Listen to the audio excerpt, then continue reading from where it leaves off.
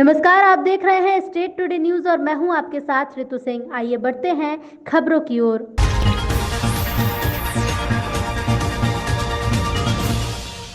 मामला कटनी जिला अंतर्गत बरही के ग्राम पंचायत धान खरीदी केंद्र करेला का है, जहां धान खरीदी केंद्र प्रभारी रमाकांत मिश्रा द्वारा बताया गया कि आज दिनांक तक 149 किसानों से 8000 कुंटल धान की खरीदी की जा चुकी है, जिसमें से 2000 कुंटल धान की खरीदी केंद्र से परिवहन हो चुका है।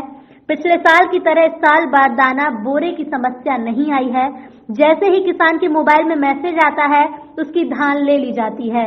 धान के विषय में स्टेट टुडे न्यूज के संवाददाता मिथिलेश त्रिपाठी के द्वारा आधा दर्जन किसानों से भी बात की गई, तो किसानों का कहना है कि मैसेज आने में देरी के कारण डर है कि अगर मैसेज नहीं आया तो हमारी धान रखी रह जाएगी, क्योंकि सरकार के द्वारा 16 जनवरी 2021 धान खरीदने की अंतिम तिथि बताई गई है। सूत्रों से मिली जानकारी के अनुसार खरीदी केंद्र प्रभारी के द्वारा किसानों को परेशान किया जाता है।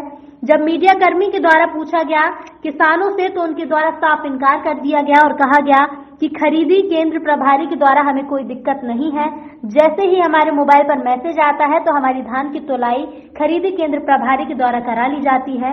बल्कि किसानों के द्वारा कहा गया कि हम मीडिया के माध्यम से क्षेत्रीय विधायक संजय पाठक और जिला कलेक्टर कटनी का ध्यान आकर्षण करवाना चाहते हैं कि हमारे मोबाइल में समय से धान खरीदी का मैसेज न आने बारदाना बोरे की कमी की समस्या से निजात दिलाने का कष्ट करें। मैं स्टेट टुडे न्यूज से मिथिलेश त्रिपाठी जी सर, खरीदी केंद्र में कितनी खरीदी अभी तक हो गई?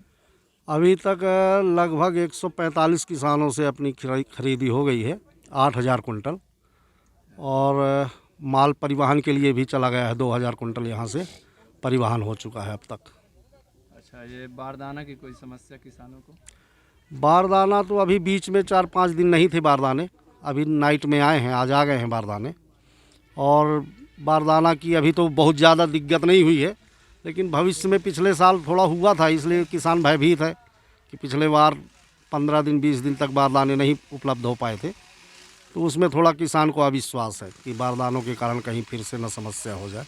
मैसेज को लेके क्या समस्या, क्या प्रक्रिया शासन की है? मैसेज आएगा तब धान? हाँ, वो उसमें किसानों के मोबाइल में SMS आता है। जिस डेट को उनका SMS होता है उसकी वैलिडिटी लगभग 8 से 15 दिन होती है। उस बीच में अगर किसान अपना अनाज लेके आ गया तो टोकन कट के उसकी एंट्री हो जाती है, चढ़ जाता है। लेकिन अगर वैलिडिटी डेट ख़त्म हो गई है तो उसके बाद सिस्टम में नहीं लेता। फिर अगला मैसेज उसके लिए जब आएगा, सेकेंड मैसेज, तब किसान पुनः बेच सकता है अपना अनाज। क्या किसानों के खाते में अभी तक जो भी धान बिकी है, हाँ, उसी का पैसा आया है? नहीं, अभी तक कोई राशि की जानकारी नहीं है। कब तक उम्मीद है? उम्मीद 2-4 दिन के अंदर हो जाएगी। माल जा चुका है 2000 कुंटल, 2000 कुंटल का 2-3 दिन के अंदर अंदर पैसे। आपका क्या नाम है? मेरा नाम श्री राम तिवारी, ग्राम जगुआ से हूँ।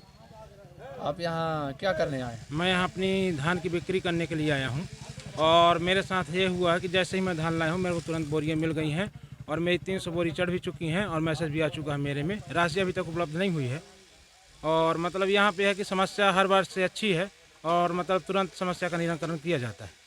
और भी कोई असुविधा? असुविधा यही है सर कि मैसेज नहीं आ पा रहे हैं, और किसानों की समस्या क्या है, धान नहीं बिक पा रही है, और जो डेट है किसान की बेचने की वो अंतिम तिथि बताई गई है कि 16 जनवरी तक है। तो उसके माध्यम से यदि 16 जनवरी तक लास्ट डेट गवर्नमेंट ने यहाँ पर अकॉर्डिंग टू गवर्नमेंट दे रही है, तो उसके माध्यम से जो किसान है वो पूरी धान नहीं बेच पाएंगे, और समस्या आगे चल के खड़ी हो जाएगी। आपको भी कोई समस्या है?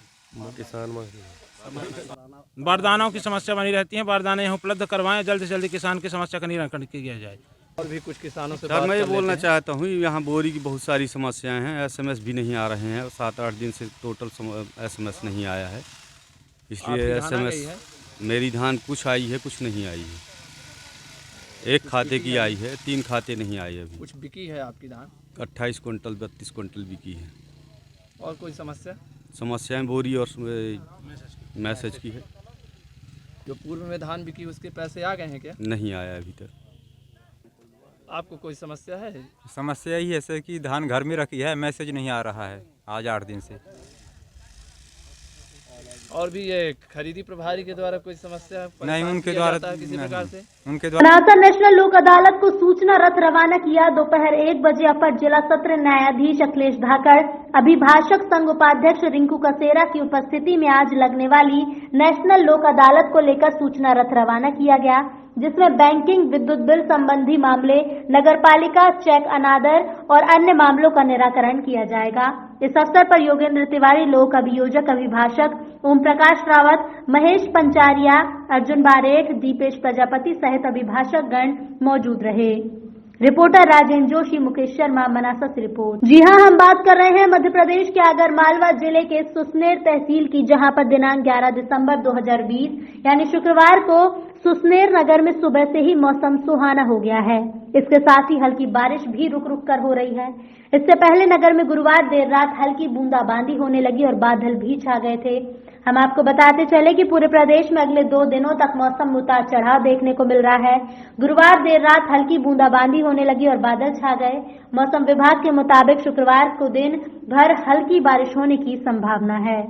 पश्चिम बंगाल में तृणमूल कांग्रेस के कार्यकर्ताओं द्वारा भाजपा के राष्ट्रीय अध्यक्ष जेपी नड्डा और राष्ट्रीय महासचिव कैलाश विजयवर्गीय के काफिले पर किए गए हमले और पथराव के विरोध स्वरूप प्रदेश संगठन और जिला अध्यक्ष नाना लाल अटोलिया के निर्देशानुसार जिला मुख्यालय सहित हर मंडल स्तर पर पश्चिम बंगाल की मुख्यमंत्री ममता बनर्जी का पुतला दहन किया गया और ममता बनर्जी के खिलाफ नारेबाजी की गई और आने वाले समय में इस चोट का बदला बंगाल की जनता वोट से देगी, ये विश्वास जताया गया। इस दौरान कई भाजपा कार्यकर्ता उपस्थित रहे। मंदसौर से जिला ब्यूरो पंकज नेडर की रिपोर्ट। जिंदाबाद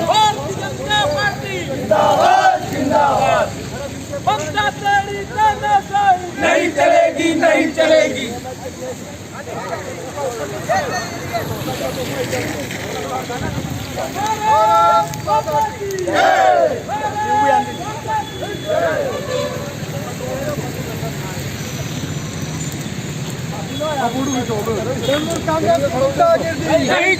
रतलाम जिले के पिपलौदा तहसील के सुखेड़ा चौकी के अंतर्गत खेड़ा कलालिया ग्राम में कुछ दिन पहले नाबालिग युवती को बहला फुसलाकर ले जाने का मामला सामने आया था, जिसके बाद नाबालिग युवती के परिजनों ने सुखेड़ा चौकी पर जाकर बालिका की गुमशुदगी का आवेदन दिया था और उसके बाद परिजनों की शिकायत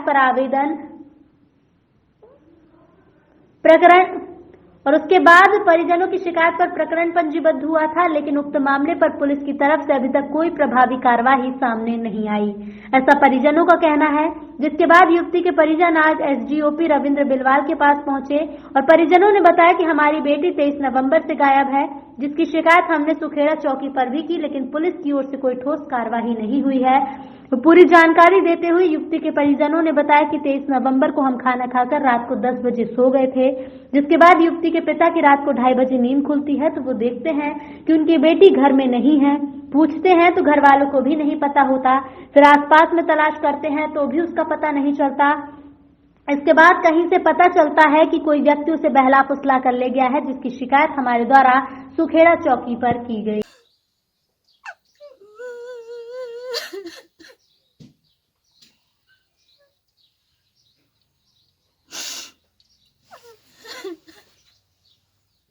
लच्छीबाई नाम है, गांव खेड़ा। सोमवार के दिन रात में बच्ची नापता हो गई, उसका पता नहीं चल रहा। जिस पे संग था उस रिपोर्ट भी डाली, पुलिस कोई कार्रवाई नहीं कर रही। हमारी बच्ची सुरक्षित हमारे घर आ जाए और पुलिस अभी तक भी कुछ बता नहीं रही।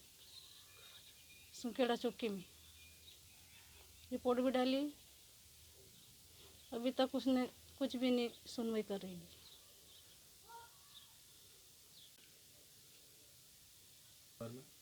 सर मैं तो उस दिन मेरा गांव था और सुबह मेरे पास फ़ोन आया कि यहाँ से कि ऐसी घटना हो गई, तो मैं वहाँ से यहाँ आया और ये सब रो रहे थे, वो कुछ सूझ भी नहीं पड़ रही थी। फिर इनको मैं लेके थाने गया तो थाने पे रिपोर्ट लिखवाई और हमने जिसकी इनको संग थी कि इसके ऊपर हमको संदेह है, तो उस व्यक्ति का नाम थाने वाले ने लिखा और 15 से 16 दिन हो गए, इनकी कोई कार्रवाई नहीं हो रही है और इनके माता पिता इतने सक्षम भी नहीं हैं कि स्वयं कुछ कार्य कर सके। तो 15-16 दिन उनके ना तो इनको रोटी भारी है, न कुछ नहीं, कुछ भी नहीं, और मतलब बोल तक नहीं पा रहे हैं। और इसमें पुलिस प्रशासन कोई कार्रवाई नहीं कर रही है। 15-16 दिन की बात हो गई और पूरे घर परिवार, इनके माता पिता आया था सामने प्रकाश में, पीड़ित अभी भी ऑफिसों के चक्कर लगा रहे हैं, कहीं ना कहीं वो प्रशासनिक कार्रवाई से संतुष्ट नहीं है सुखेड़ा चौकी से। क्या मामला है सर पूरा? हाँ, अभी मेरे पास भी आया थे ये फरियादी, और मुझे इसमें मैंने जानकारी भी ली है और मुझे पहले भी पता था। इसमें ये 24/11 की घटना है। सुखेड़ा चौकी के अंतर्गत खेड़ा कलालिया गांव में एक 18 साल से कम की लड़की को एक व्यक्ति बला फुसला कर ले गया है, जिसकी उसके परिवारजनों द्वारा उसमें रिपोर्ट की गई। हमने इसमें मामला पंजीबद्ध किया गया है, प्रकरण क्रमांक 333 पर जब्त किया है। इसमें मामला पंजीबद्ध किया है और इसमें इनको परिवार जो संदिग्ध हैं उनसे पूछताछ भी की गई है और अभी भी उसमें प्रयास जारी है ढूंढने के। और फिलहाल खबरों में इतना ही। बने रहिए स्टेट टुडे न्यूज़ के साथ। नमस्कार।